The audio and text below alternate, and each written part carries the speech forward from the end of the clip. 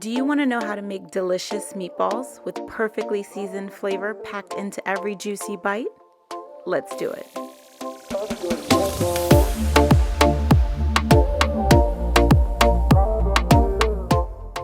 Start with some garlic powder, paprika, onion powder, black pepper, and cayenne pepper. You'll need salt,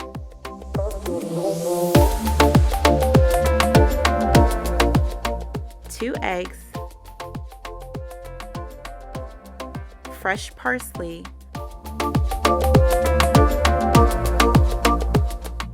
chopped onions,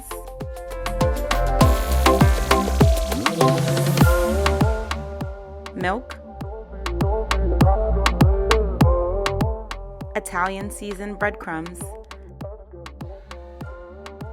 and grated Parmesan cheese.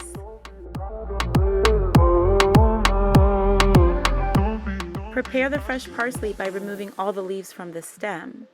I do this with my hands, but if you want to be fancy, you can also do it with a knife. While taking the leaves off the stem, I'm also making sure to break it into little small pieces.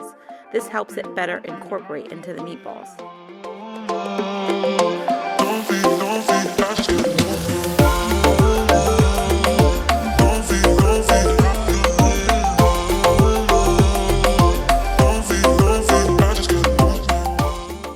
Add vegetable oil to a heated pan.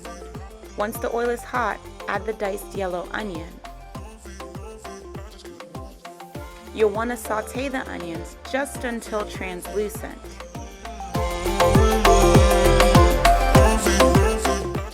Once the onions are complete, set them aside to cool. You'll be adding them later. Add the ground beef to a large bowl. You don't want to use anything leaner than 80-20 ground beef because you need the fat to bring out the amazing flavor. Next is the sausage. You'll use spicy Italian sausage and you'll want to remove the casing from outside of the sausage.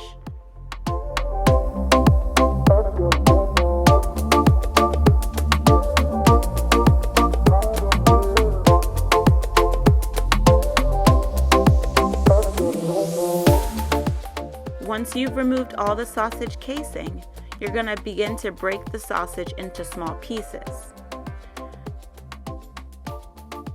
Once you break everything into small pieces, lightly mix the sausage and the beef together. Be careful not to overmix.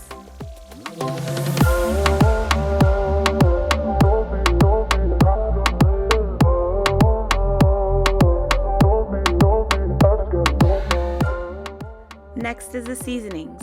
You'll add salt, then the mixture of the garlic powder, paprika, onion powder, black pepper, and cayenne pepper. Then add the minced garlic,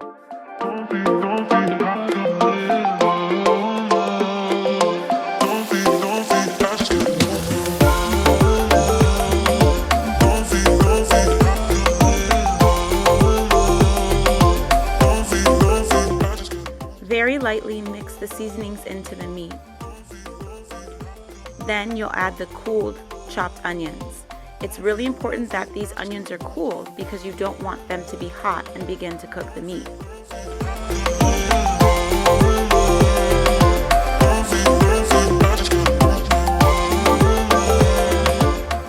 Next, you'll add the fresh parsley. It's absolutely important that you use fresh parsley, not dried parsley.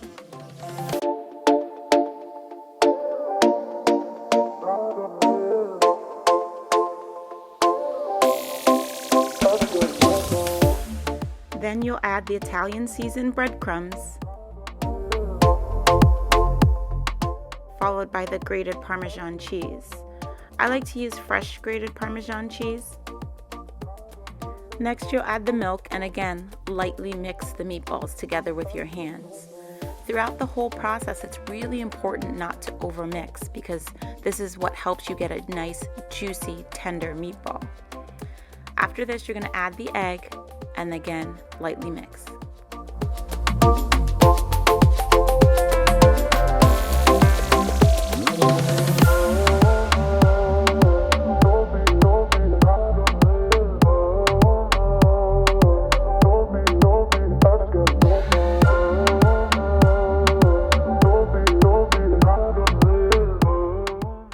let's form some meatballs. This is about the size that I make them. I still haven't upgraded to a scooper, but if you have one, definitely use it because it makes your life easier. I just roll it together with my hands and repeat again and again and again. It's kind of relaxing.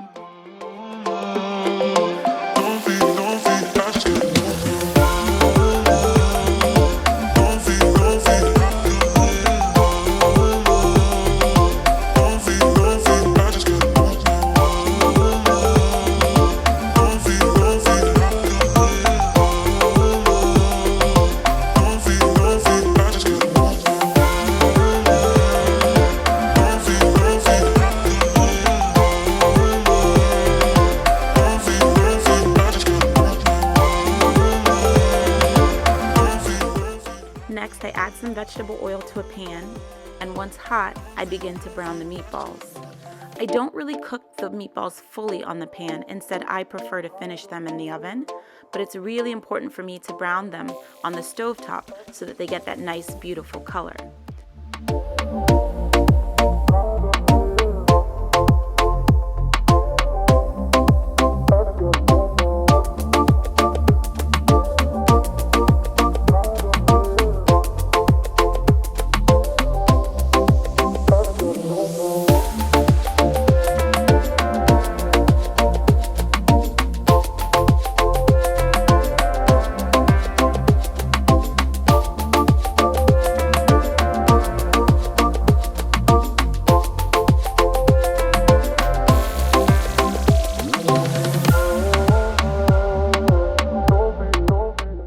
Notice I don't overcrowd the meatballs while they're cooking. Instead, I make sure that each meatball has enough space to cook in the oil and brown appropriately.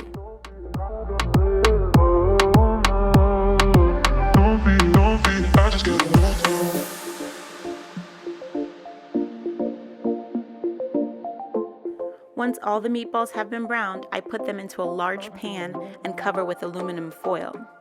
Then I put them in the oven to bake. I bake them at 400 degrees Fahrenheit for about 25 minutes.